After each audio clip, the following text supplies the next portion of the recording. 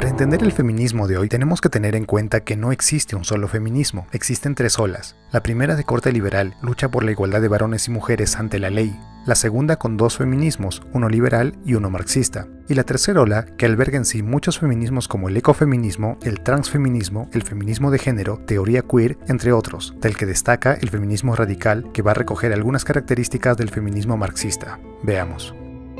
El feminismo radical tiene sus orígenes en pensadores como la escritora francesa Simone de Beauvoir, que publica en 1949 El segundo sexo. El contexto en que el autor escribe esta novela tiene que ver con los inicios de la Guerra Fría, una lucha entre el capitalismo y el comunismo. Políticamente, dentro del marxismo se empezaba a aceptar que este modelo necesariamente necesitaba un gobierno autoritario para que sea factible, o sea que no gozaba de una buena popularidad ni siquiera entre los obreros. Desde 1937, 13 años antes de que Simone de Beauvoir publicara su libro, Antonio Gramsci añadió una variable a la ecuación de Marx. A la política y a la economía como factores de dominación le sumó la cultura. Es así que iniciaría un desfile de pensadores, filósofos y teóricos que, en un intento por rescatar un marxismo decaído, buscarían adaptar ese soplo gramsciano a una idea de revolución. Quien controle la cultura, controlaría el poder. Así nació el término marxismo cultural. Simone de Beauvoir, que es abiertamente simpatizante del marxismo, plantea que la sexualidad, los intereses, los roles, etc. de una mujer estarían determinadas únicamente por la cultura, dejando de lado la biología, psicología, etc. El problema con este enunciado es que se desarraiga al ser humano de todo criterio adicional. En esta misma línea de razonamiento se podría afirmar, por ejemplo, que si la edad de un ser humano para mantener relaciones sexuales consentidas solo obedece a una cuestión cultural y no a factores biológicos y psicológicos como la menstruación o la madurez emocional, podría llegar el día en que convengamos todos, culturalmente, que podemos mantener relaciones sexuales con los niños. Consecuentemente, esto mismo suscribió Simone de Beauvoir al firmar una carta en el que pedía por el reconocimiento del derecho del niño y adolescente a mantener relaciones sexuales con personas de su elección. Otro ítem del feminismo marxista que cobraría cierto protagonismo en la tercera ola es la lucha de sexos, adaptación de la lucha de clases de Marx a la ideología feminista, despertar y asusar el odio de la mujer oprimida contra el varón opresor.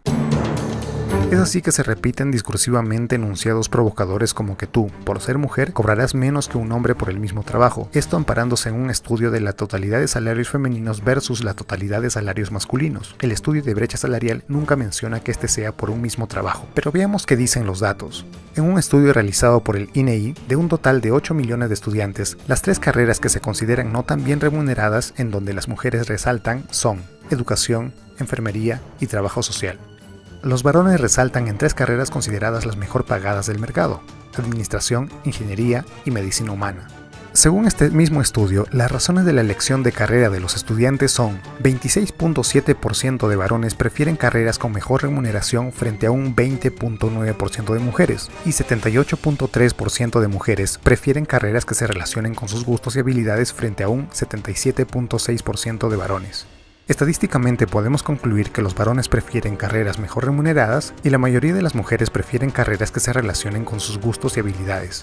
Esto tal vez tendría una explicación en estudios científicos como el de Daniel Amen o de Stuart Rich, donde se comprueban las diferencias entre los cerebros de varones y mujeres y sus implicancias en las preferencias y habilidades de los dos sexos. Entonces, la discusión de esta brecha salarial tendría que ser discutido por un factor únicamente cultural, o mejor discutimos interdisciplinariamente cómo podemos hacer para que las remuneraciones de los profesionales, en los que mayoritariamente son mujeres, se igualen a las carreras con mejor remuneración.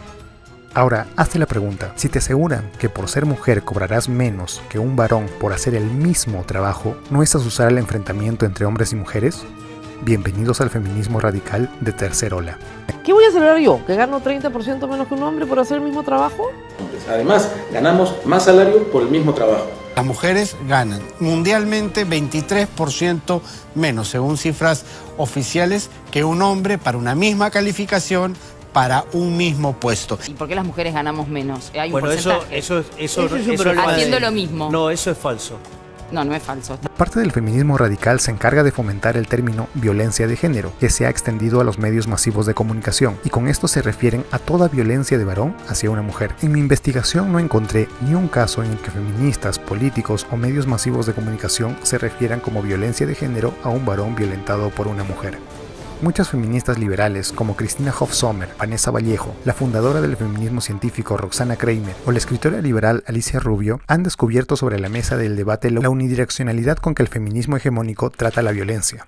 Uno de los argumentos que en general se opone desde el feminismo hegemónico es nos están matando. Bueno, esta idea de que la violencia va en una sola dirección parecería ser una de las evidencias de que existe un patriarcado. En realidad la violencia no va en una sola dirección. Hay un estudio hecho en la Argentina por Karina Arbach, una psicóloga, que muestra que en parejas jóvenes violencia física hay más por parte de las mujeres y según un estudio, cualquier estudio que uno vea, en realidad la diferencia es que los varones tienen más fuerza física. Prueba de esto está en el uso extendido de la palabra feminicidio, que se aplica a cualquier muerte de una mujer por parte de su pareja o su expareja, adelantando un juicio sobre la causal del asesinato. Según el Código Penal peruano, feminicidio es aquel asesinato de una mujer por su condición de tal. Para la RAE es el asesinato de una mujer a manos de un hombre por machismo y misoginia. O sea, para que un asesino sea considerado feminicida, tiene que demostrarse su machismo y misoginia. Veamos un ejemplo cualquiera sobre el primer caso que encontré.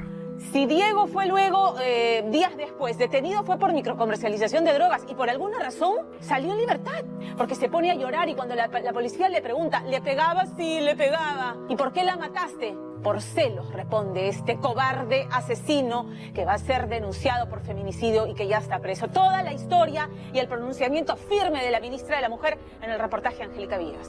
Los celos no son exclusivos de un machista o un misógino. Este es un delincuente violento que mató a su expareja. No es un feminicida, es un homicida que, en mi opinión, merece cadena perpetua.